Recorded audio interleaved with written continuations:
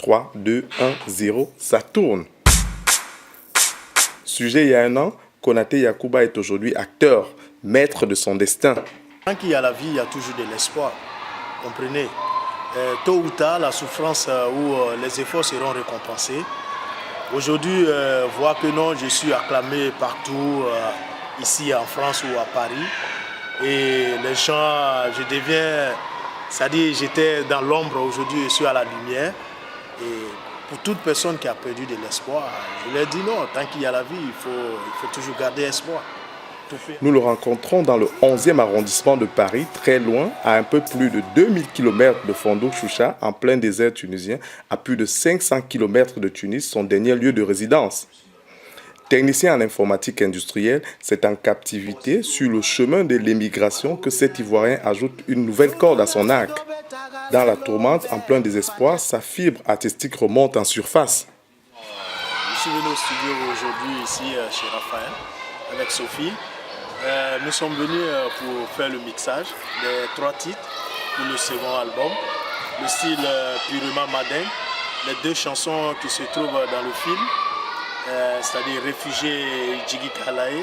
On a rajouté une 3e chanson qui est Destin. On est là pour le mixage de ces 3 titres. Voilà.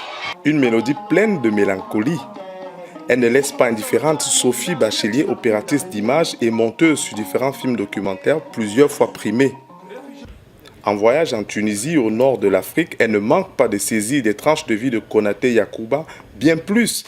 Dans Choucha, une insondable indifférence, film documentaire dont elle est auteure, les turpitudes quotidiennes des réfugiés de Tunisie sont portées à l'écran.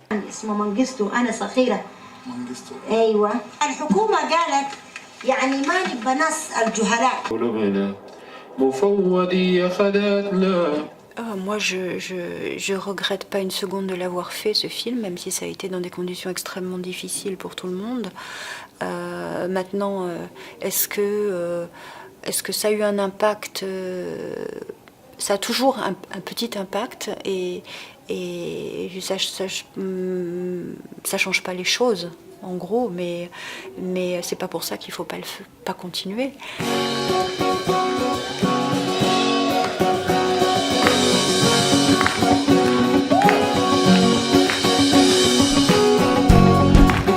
En France, c'est en mai 1968 qu'a été redéfinie la fonction sociale et politique du cinéma.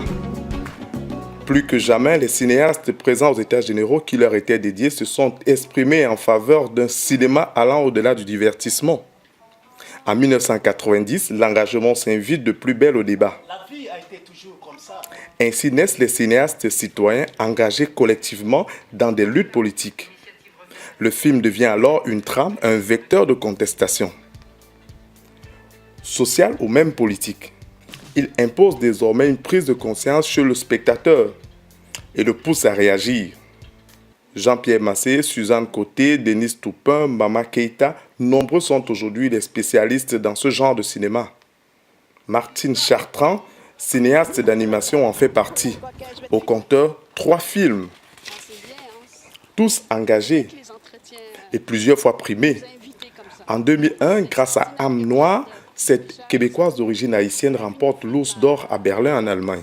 Je crois que mes films ont cette part très universelle, mais en même temps très engagée.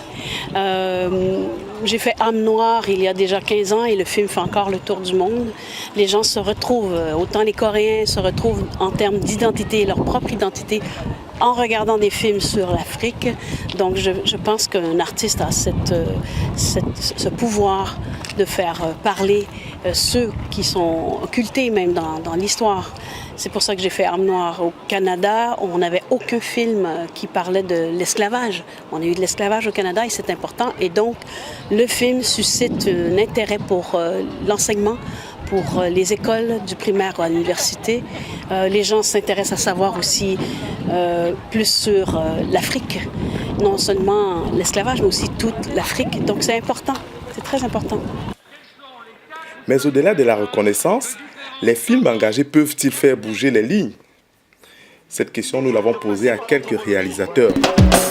C'est ça qui a toujours fait bouger le monde. C'est parce qu'on a fait des films, Jules Verne a fait a écrit. Et c'est parce que tout cela a été porté à l'écran que l'homme va aujourd'hui sur la Lune. Le cinéma a un pouvoir extraordinaire. Et faire bouger, mais oui, qu'est-ce qui fait bouger? Qu'est-ce qui fait bouger le monde? Ce sont les images. Les gens se rendent pas compte de la richesse que c'est. C'est-à-dire qu'en Afrique, je crois qu'ils savent pas. Ou ceux qui doivent même le sentir, doivent penser que c'est très dangereux. Et voilà pourquoi les premiers... c'est juste de me poser cette question. Les premiers cinéastes, nos aînés, les Sembène Ousmane, les Vieira, les Medondo, tous ces films...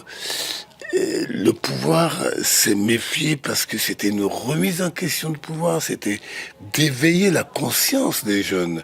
C'est-à-dire que eux, sur leur terrain, si on avait laissé ce cinéma se développer, 50 ans après nos indépendances, on ne saurait pas où on est aujourd'hui.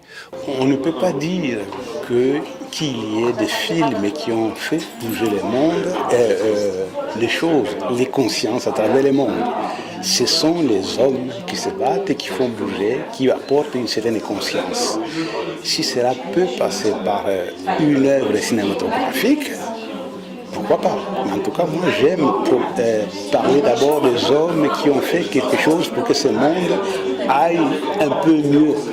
Parce qu'on n'est pas encore arrivé réellement à ce qu'on souhaiterait comme vie, comme idéal, mettant sur un piédestal l'être humain. Bah écoutez, moi je crois aux films qui ont un propos politique. Alors ensuite, engagé, ça dépend ce qu'on appelle engagé. C'est-à-dire qu'il y a toutes sortes de façons d'être engagé. Moi je ne crois pas au cinéma militant. Par contre, je crois au cinéma qui intervient, je crois que le but d'un documentariste, c'est d'aller rapporter des choses, de toutes les choses qui fâchent. Pas forcément des choses qui se passent bien, mais des choses qui fâchent, des choses qui sont gênantes. Et que c'est ce que je fais moi depuis 15 ans ou 20 ans dans différents endroits, beaucoup en Afrique. J'ai même fait sur d'autres sujets que l'islam. J'ai fait sur les enfants soldats ou des choses comme ça, qui est des films qui ont été assez marquants, je crois, parce que je crois que le but, c'est en tout cas de s'engager comme cinéaste pour témoigner de la réalité du monde, même si elle dérange. Les films dits engagés, quelquefois, ça choque. Quelquefois, il y en a qui en ont besoin, qui pensent que c'est par ce biais-là qu'on va aborder les sujets cruciaux. Et bon, c'est pas mon cas. Moi, j'aime pas beaucoup trop les films dits engagés. Je préfère un film qui traite les mêmes sujets avec humour. Donc, je préfère ça parce qu'il y a de la poésie. Et moi, j'adore la poésie. Quel est le point de vue de la société civile sur la question? C'est vous savez, Platon, dans la République, la caverne de Platon, je ne sais pas si on connaît tous cet épisode. Le rôle du philosophe est d'essayer d'attirer les gens qui sont dans une caverne et qui regardent la réalité qui regardent juste des images qui sont projetées sur la paroi et qui prennent pour la réalité. Et le philosophe est celui qui va essayer de les tirer vers l'extérieur de la caverne pour les conduire vers l'extérieur, vers le dehors, le réel. Voilà, un film comme ça peut avoir cet effet-là, peut avoir ce but-là. Et vous savez ce qui arrive aux philosophes qui tentent de conduire ces hommes et ces femmes de la grotte. Les hommes et les femmes de la grotte refusent et le tuent. C'est très enrichissant et ça contribue à modifier dans le bon sens les comportements. Le film ne peut pas à lui tout seul régler une situation politique ou une situation économique. Un film, c'est pas une arme de combat. Un film, c'est une arme de conscientisation culturelle et qui agit sur des spectateurs, sur des individus. Si les individus se regroupent et font masse, et font bloc, à partir de là, eux peuvent faire changer des choses. Et donc le film, c'est un peu, quelque part, un vecteur. C'est un pic qu'on pointe dans la tête du spectateur, dans son cœur, et qui va lui permettre de réagir et, espérons-le, d'agir. Il faut qu'une parole existe et tout d'un coup, la société, les gens vont être sensibles à cela et puis ils vont participer à leur façon, à leur manière. Non, c'est un des éléments. De là à ce que ça marche à tous les coups, c'est pas évident. On voit bien que notre société est quand même assez repliée sur elle-même. Donc il faut qu'elle soit interpellée, qu'elle continue à être interpellée par les artistes, et notamment ceux du cinéma. Alors moi j'aime les films engagés, j'aime les films qui prennent parti, on n'est pas obligé d'être d'accord avec le metteur en scène, mais au moins ça provoque le débat. Je n'aime pas que les films engagés, bien sûr, j'aime les fictions, j'aime les films, j'aime les thrillers, j'aime les cow-boys, comme diraient les gens de Ouagadougou, et j'aime Bollywood aussi, et j'aime même Nollywood, les séries africaines qui montrent une autre réalité de la vie de tous les jours des Africains, plus facile, dans des séries télévisées, peut-être quelquefois avec des grosses ficelles, comme on dit, mais j'aime bien aussi ces films d'auteurs, comme on les appelle, ou des documentaires qui montrent, qui travaillent sur une réalité. Par exemple, Salafiste, c'était pas un documentaire seulement où on a interviewé des salafistes qui ont causé. Non, il y a eu 72 heures d'interview, il y a eu un montage, et dans le montage, là, il y a eu un parti pris des metteurs en scène, qui est d'ailleurs formidable pour nous aider à comprendre la réalité à laquelle on est confronté et comment on pourrait, pourquoi pas, la combattre. Pour ma part, les films engagés comportent, j'allais dire selon moi, deux aspects. Premier aspect, c'est un aspect positif parce qu'ils permettent de mettre l'accent sur un certain nombre de problèmes ou de problématiques dont on souhaite mettre en exergue. Ou attirer l'attention sur certains domaines ou certains problèmes pour essayer d'y apporter une solution.